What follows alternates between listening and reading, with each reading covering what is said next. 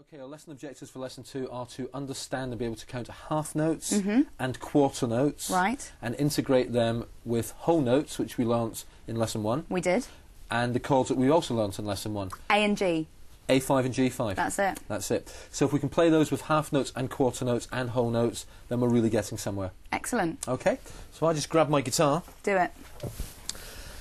You may recall that in lesson 1 we discussed whole notes and that a whole note lasts for 4 beats. 1, 2, 3, 4. Now the reason that's called a whole note is that common time has 4 beats per bar. So most commonly we will find in bars 4 beats. Yeah. Okay, so if that one note lasts for that whole bar, it's called a whole note. Consequently, if we have a note which lasts for 2 beats, it's called a half note. Because it's half of a common time bar. Okay. It's half of a bar, okay? So when we play, we would count to 2 and then play again. So if I had a bar of common time in which there were 2 half notes, I'd play it and count it like this. I'll play this on an A5 chord, which we also learnt in lesson 1. 1, 2, 3, 4. 1, 2, 3, 4. 1, 2, 3, 4. 1, 2, 3, 4. So striking it on the first and third beat of that bar. Correct. Strike it on beat 1, it sustains for 2 beats, beat 1 and beat 2. Strike it on beat 3, it sustains for beat 3 and beat 4. Now, if I put that into a piece of music with a whole note, I'll show you the difference. I'll play a bar of half notes and a bar with a whole note in it. All right. All on A5. 1, 2, 3, 4. 1, 2, 3, 4. 1, 2, 3. That's our whole 4. note. 1, 2, 3, 4. There are half notes. 1, 2, 3, 4.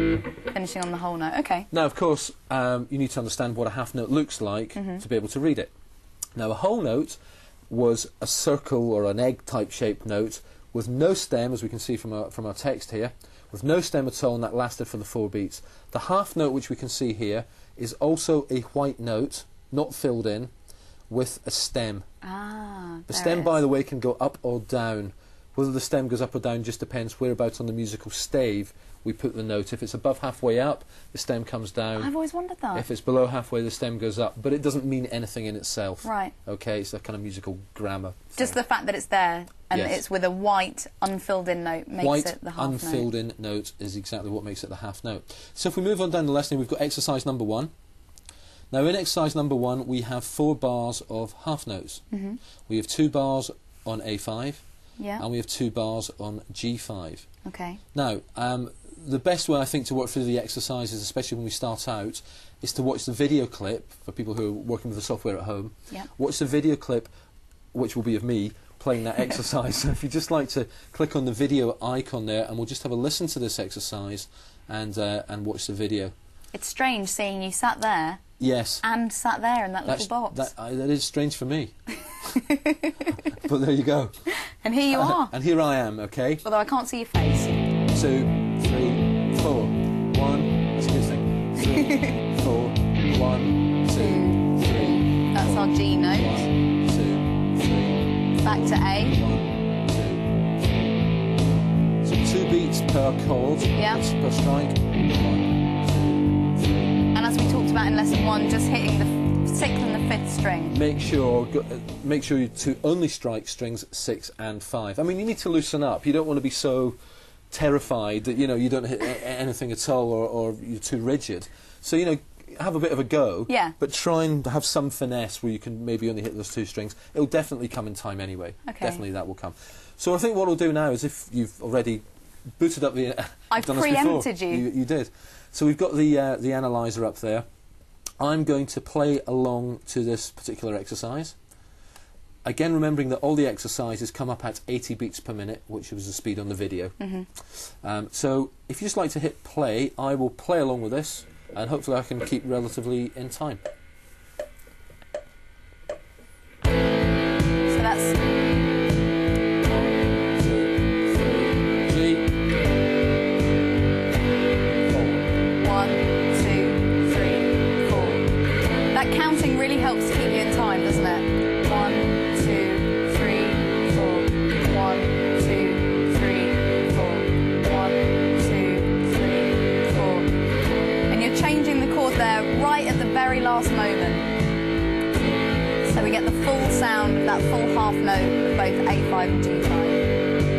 3, 4, 2, 3, 4, 1, 2, 3, 4, 1, 2, 3, 4, 1, 2, 3, 4. I've stopped you.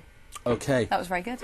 Now then, I think what's absolutely essential for anybody using the course, they will understand this once they have the software, is that may be a little bit too fast for somebody who's just getting into it for the first time. It's only their second guitar lesson.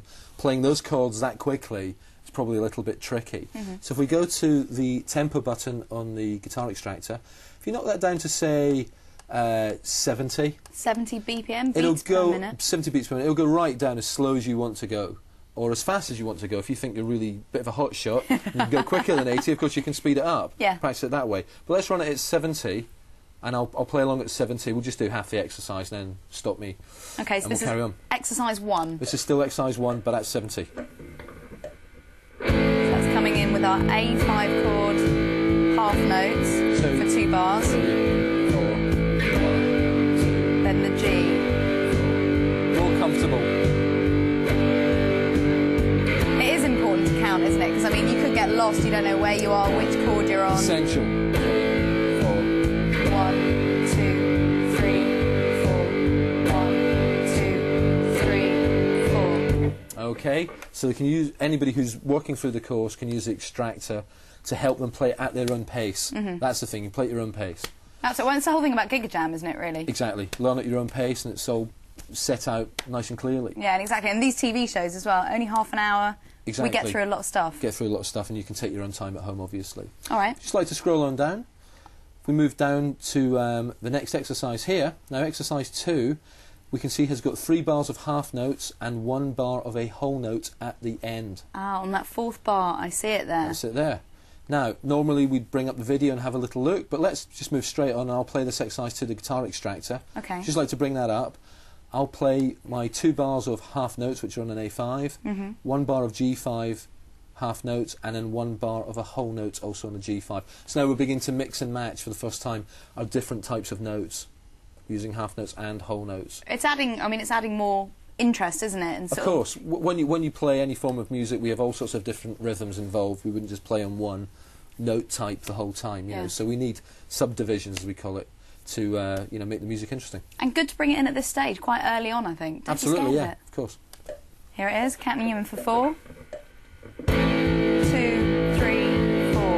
1, 2, 3, 4. So that was A, down to G, 4, 1, whole note, 2, 3, 4. Up to A, 1, 2, 3, 4. Down to the G, and then our whole note, 2, 3, 4. Good stuff. So now, obviously, you play these exercises round and round and round and round and round until you're completely comfortable.